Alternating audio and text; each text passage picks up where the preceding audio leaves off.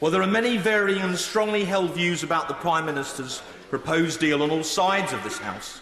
One thing I think all right honourable and honourable members can agree on is that the votes we will cast next Tuesday will, in all probability, be the most important votes which any of us will ever cast in our political lifetime.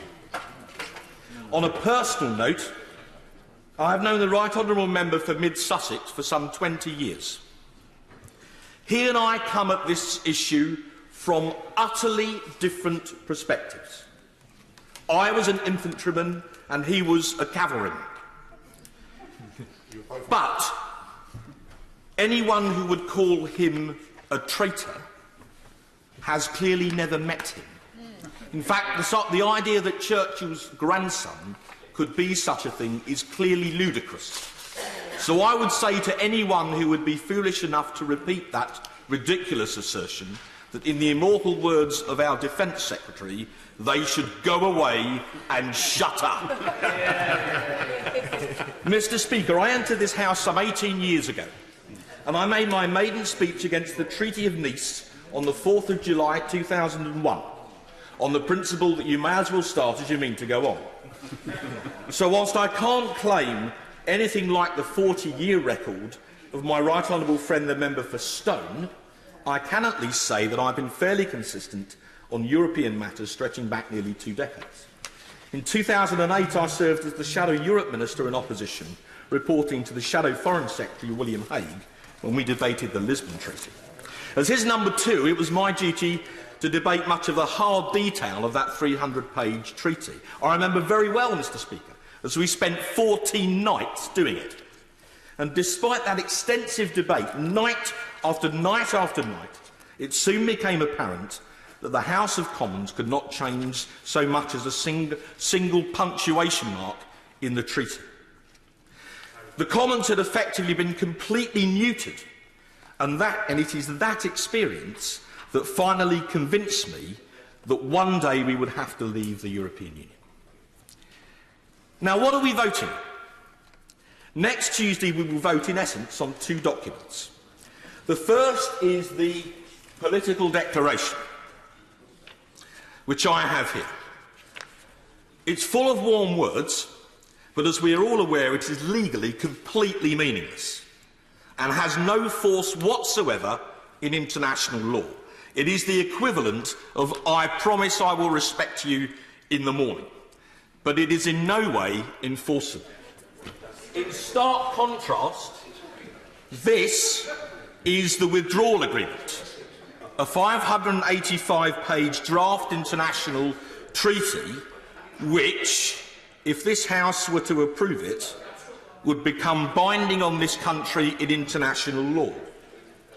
I read the Lisbon Treaty cover to cover, Mr. Speaker, and I can assure the House that I've read this one similarly as well. Having done so, and knowing what is in it, I am utterly determined to vote against it. But perhaps I could explain briefly to the House why. Firstly, because we don't take back control of our money. Under the proposed agreement, the UK would agree to pay the European Union a sum of approximately £39 billion. The methodology for doing this is laid out in Part 5 of the agreement on financial provisions, specifically Articles 133 to 157. In short, we will pay that £39 billion without any guarantees whatsoever in return. Now, having just been through a period of considerable austerity, I cannot justify to my constituents paying such a huge sum of money without at least some binding guarantees about the nature of the future relationship we would get back in return. This is all in stark contrast, Mr. Speaker, to Margaret Thatcher at Fontainebleau in 1984, when rather than give up £39 billion for nothing, she famously said, "I want my money back." And she got it when she won the so-called British rebate, which has saved this country tens of billions of pounds ever since. Would that we had negotiated with equal resolve in this instance. Second, we're not taking back control of our laws. Under the draft treaty, the UK would continue to be bound by EU laws in a number of critical areas, such as social policy, employment policy, environment policy and customs. We would effectively become a rule taker, which means we would have to continue to obey EU laws in these areas, but having surrendered any influence over how they are drafted. Thirdly, we could be locked into a customs union without the ability to leave. This is the so-called Irish backstop, which is contained in the Northern Ireland Protocol on pages 301 to 475 of the treaty. In short, if we enter the backstop, we enter a customs union, despite having clearly pledged in our manifesto that we would not do so, which would materially constrain our ability to sign international trade deals with other countries, including the United States, our single largest trading partner in the world. Moreover, as the Attorney General's legal advice has made crystal clear, having entered the backstop, we could only leave it with the consent of the European Union, what has often been referred to in the House as the Hotel California dilemma. In other words, you can check out, but you can never leave. I've seen the amendment by my right honourable friend, the member for East Devon, but unfortunately, clearly, it does not in any way affect the wording of the withdrawal agreement, which clearly, as a treaty, overrides it. So the provisions in his well-intentioned amendment are unfortunately, in practice, legally naive.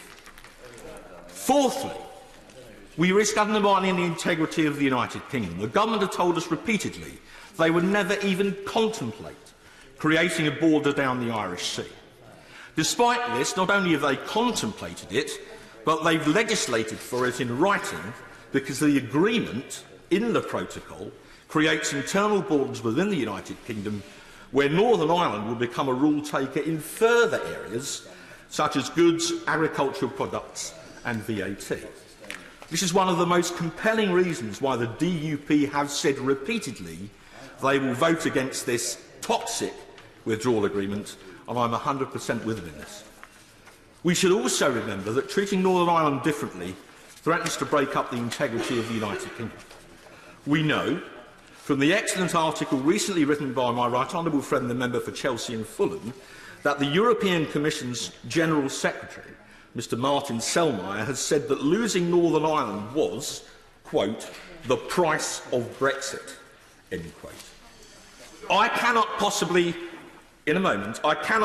pay this price or contemplate the break-up of the United Kingdom, or indeed contemplate anything which would encourage further separatism in Scotland, and therefore, for this reason as well, I will vote against it. Lastly, the agreement would ultimately be overseen by the European Court of Justice. Article 174 of the treaty, on page 286, envisages in a situation in which both sides cannot agree on aspects of its implementation, in which case they would create an arbitration panel to resolve the dispute. In this case, Article 174 clearly states that the European Court of Justice, if it affects in any way union law, which is very wide-ranging, would be the ultimate arbiter, and it would decide the question and, quotes, its bindings shall be ruling on the arbitration panel. And that overrides this Parliament and overrides our Supreme Court. Now, it's often been argued by my colleagues and I in the ERG don't want a deal. This is not true. We do want a deal, but not this deal. What we want is often referred to as Super Canada, because it takes an existing EU-Canada free trade agreement signed by the EU in 2016 and amends that into a more comprehensive free trade agreement by which we could trade equitably with the EU, but outside of the single market, the customs union and the European Court of Justice. So we would really have left the European Union, and I would like to make it absolutely clear that is our desired end state and not no deal. So in summary, Mr Speaker, I hope that everyone who votes on this treaty on Tuesday night will be able to look their constituents firmly in the eye and say they've read it. It seems to me that as professional legislators, that's the least we can do.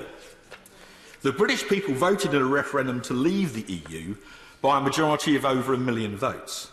I believe that we as parliamentarians therefore have a moral obligation to follow the instruction they gave us. However, this agreement does not do that. It leaves us, in effect, hanging half in and half out of the EU, something the Prime Minister specifically warned against in her excellent speech at Lancaster House in 2017. Moreover, this treaty, if we were to approve it, would involve us giving up £39 billion for nothing, would leave us as a rule taker, would potentially lead us into a backstop in which there's no escape, would threaten the break-up of the United Kingdom, and would still leave us under the suzerainty of the European Court of Justice.